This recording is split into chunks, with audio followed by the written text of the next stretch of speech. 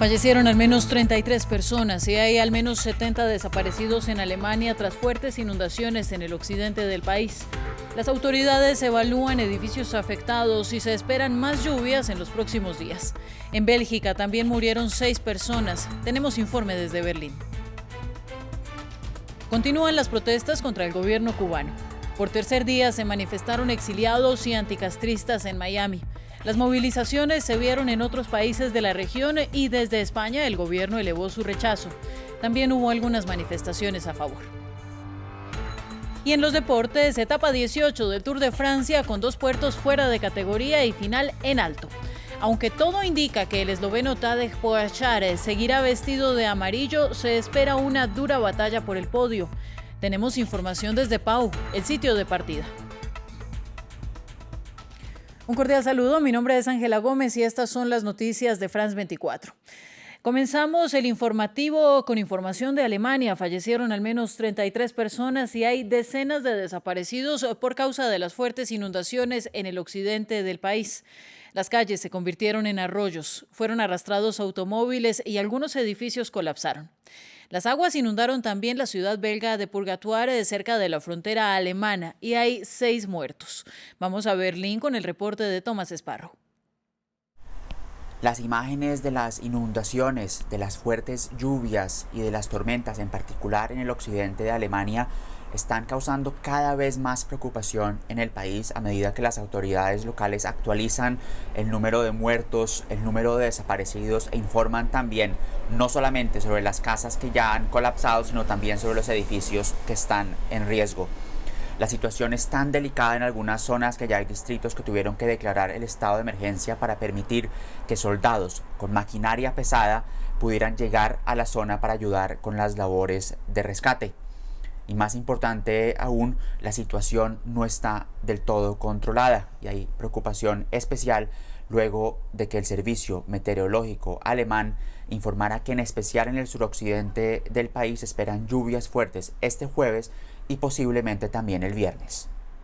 La Unión Europea inició acciones legales contra Hungría y Polonia por violar los derechos de la comunidad LGBTI+. La movida es resultado de las leyes recientemente aprobadas en esos países que violan los derechos humanos. Reporta desde Bruselas Esther Herrera. La Comisión Europea ha abierto un expediente contra las leyes de Hungría y Polonia que consideran que discriminan a la comunidad LGTBI. En el caso de Hungría, la Comisión Europea rechaza que a partir de ahora en las escuelas no se pueda hablar de sexualidad, tampoco se podrán emitir películas y series de televisión en horario infantil en que aparezcan parejas del mismo sexo y además relaciona de forma velada pedofilia con homosexualidad. Si el gobierno húngaro mantiene esta ley, el caso podría acabar en la justicia europea, aunque esta polémica ley ha provocado muchísimo rechazo también entre los diferentes países de la Unión Europea. En la última reunión de jefes de Estado y de Gobierno, la gran mayoría de líderes europeos mostraron su rechazo al primer ministro del país, Viktor Orbán. En el caso de Polonia, algunos municipios del país se han declarado zonas libres de personas LGTBI, lo que puede provocar una clara discriminación por la orientación sexual de las personas. Hungría y Polonia mantienen un pulso desde hace muchos años con la Unión Europea por algunos aspectos que vulneran el Estado de Derecho, pero hasta ahora apenas ha habido consecuencias. Por tercer día consecutivo, Miami se llenó de banderas cubanas y de cientos de exiliados que apoyan las protestas contra el gobierno de Miguel Díaz-Canel debido a la escasez y al manejo de la pandemia. El descontento se extendió a otros países del continente y a España. Entre tanto, el primer ministro de la isla, Manuel Marrero, anunció que se retiran las restricciones que limitan el ingreso de comida y medicamentos, al menos hasta el 31 de diciembre. La lluvia caía con fuerza sobre Miami, pero no impidió que cientos de migrantes cubanos y otras personas contrarias al gobierno de Díaz-Canel se reunieran por tercer día consecutivo en favor de las protestas en la isla. Yo nunca había visto cosas iguales en mi país. Los últimos 62 años han sido una dictadura y yo me fui de Cuba hace 7 años y yo en realidad nunca pensé ver algo parecido. A lo largo de la manifestación destacaba el lema Patria y Vida, contraparte del famoso Patria o Muerte que adoptó la revolución liderada por Fidel Castro. Pedidos también de ayuda al gobierno estadounidense. Algunos incluso apuntan a una intervención militar. Vamos a pedirle, si no una intervención, lo que sea, por algo que haga por el Cuba. Una petición que también hicieron decenas de cubanos desde Costa Rica. Un grupo de personas se manifestó también en la capital de España.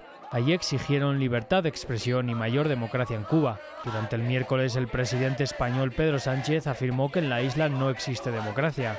Por la noche, la Comunidad de Madrid iluminó su sede con la bandera cubana. Un detalle enorme y es un gesto precioso del cual los cubanos estamos enormemente agradecidos y solo podemos decir gracias. En Buenos Aires, la Embajada de Cuba se vio rodeada de manifestantes, algunos en contra del gobierno, otros en favor de la soberanía de la isla y el fin del bloqueo estadounidense, una muestra de la disparidad de pasiones que levanta la revolución cubana dentro y fuera del continente. En otras noticias, lentamente se reduce la violencia en Sudáfrica tras una semana de incendios y saqueos. ¿La razón? En varios distritos se espera la llegada de más soldados a las calles.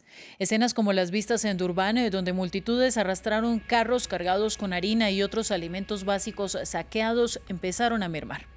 No hay gasolina y grupos de taxistas bloquearon algunas carreteras para frenar los robos, desencadenados por las protestas contra la ida a prisión del expresidente Jacob Zuma y en rechazo a la desigualdad, con la mitad de la población bajo el umbral de la pobreza.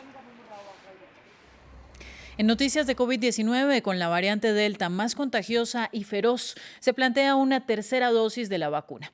Por el momento, Francia la administra a las personas inmunodeprimidas, Israel a los llamados frágiles e Indonesia al personal hospitalario. Pero a nivel mundial no hay consenso. Apenas empiece el curso escolar, se pondrá en marcha una campaña de refuerzo de vacunas. Sin nombrarla directamente, Emmanuel Macron evoca la famosa tercera dosis y se destina por el momento a aquellos que fueron los primeros en vacunarse, las personas mayores y la población de riesgo, todos aquellos que en las próximas semanas y meses verán bajar sus niveles de anticuerpos y disminuir su inmunidad. Las citas se podrán agendar a partir de los primeros días de septiembre.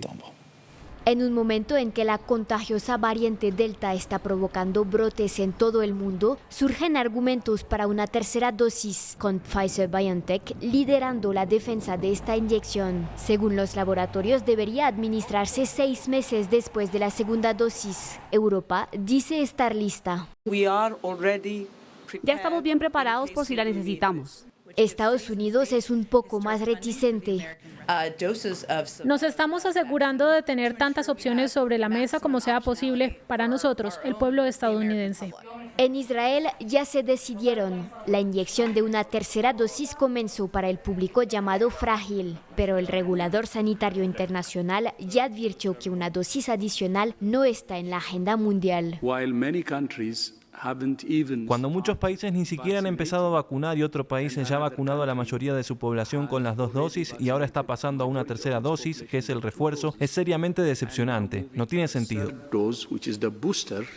Según la OMS, los laboratorios deberían dirigir sus dosis a los países subdesarrollados que todavía tienen dificultades para adquirir y administrar las primeras dosis, como África.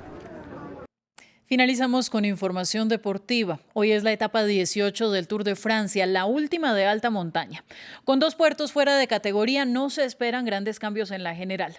Al margen de lo deportivo, fiscales franceses abrieron una investigación sobre dopaje contra el equipo Bahrein Victorious. Desde los Pirineos franceses en la ciudad de Pau, informa nuestro enviado especial Luis Miguel Cabrera. La última disputa por la montaña se libra hoy en la etapa 18 del Tour de Francia, un recorrido de 130 kilómetros entre la ciudad de Pau, donde me encuentro, y la estación de deportes de invierno Luz Ardiden. Será un recorrido que se complejizará a mitad de camino con 2 grandes de los Pirineos, precisamente el paso de Tourmalet y la propia meta de Luz Ardiden.